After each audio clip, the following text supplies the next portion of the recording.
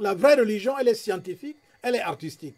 La vraie science, elle est religieuse et elle est artistique. Le vrai art est scientifique et religieux.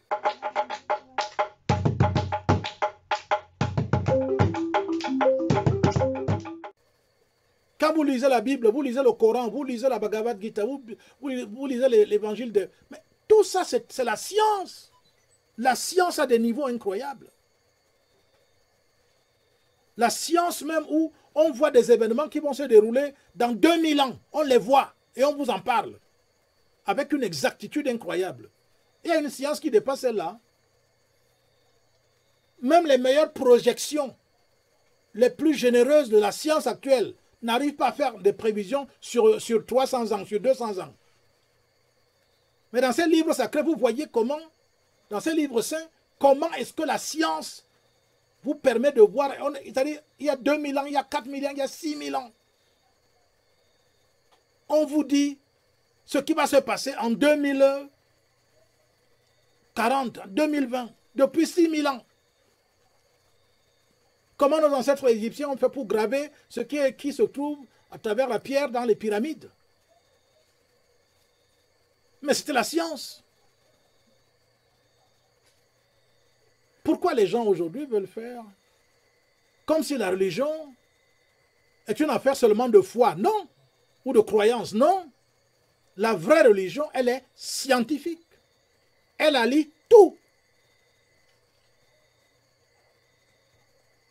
Comme j'aime à le dire, la vraie religion, elle est scientifique, elle est artistique. La vraie science, elle est religieuse et elle est artistique. Le vrai art est scientifique et religieux. Ces trois sont inséparables. C'est la triunité, c'est la même réalité.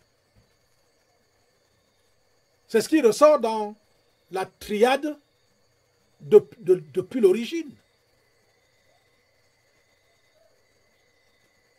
Regardez le soleil. Est-ce qu'on a besoin d'aller faire des débats là-dessus? Quand tu regardes le disque solaire, tu vois que de lui émane la chaleur et la lumière. Mais oui, c'est réel. Et cette chaleur et cette lumière apportent la vie. C'est scientifique, oui ou non? Mais c'est scientifique. Ce n'est pas dogmatique. Puisqu'il y a la science d'observation, nous voyons, nous constatons que les rayons du soleil, plus la chaleur et consorts, ça fait pousser les plantes, ça donne la vie aux hommes, ainsi de suite, il y a échange et tout ça là. C'est visible, c'est scientifique. Vous croyez que la science c'est quoi? La science c'est d'abord aller fabriquer des instruments pour aller faire des ordinateurs. C'est ça que vous appelez la science? Tout ça on imite ce que la nature produit comme science. Tout ça c'est les imitations. Quand on veut faire l'avion, ce n'est pas l'oiseau qu'on imite. Quand on veut faire le bateau, ce n'est pas le poisson qu'on imite.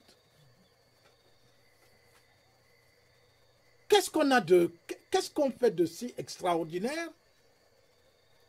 Vous pensez que c'est la science actuelle là qui a fait découvrir à l'homme que l'atome existe? Le mot atome, ça vient de quoi?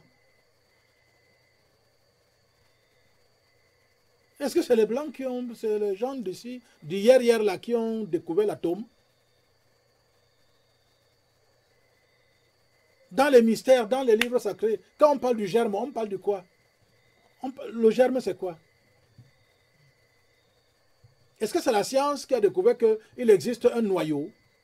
Parce qu'on dit désormais le noyau atomique. Un atome, c'est quoi? Ce n'est pas une structure composée d'électrons qui gravitent autour d'un noyau et tout. On ne voit pas ça dans la nature. Qu'est-ce que la science actuelle apporte qui n'a pas été apporté depuis longtemps à travers toutes les religions?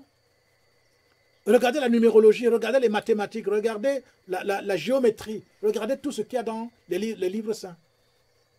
Toutes les sciences sont dedans. Alchimie, chimie, physique, tout est dedans. Qu'est-ce que les gens cherchent? Tout simplement parce que, comme c'est elle qui a apporté ça, je suis contre ça.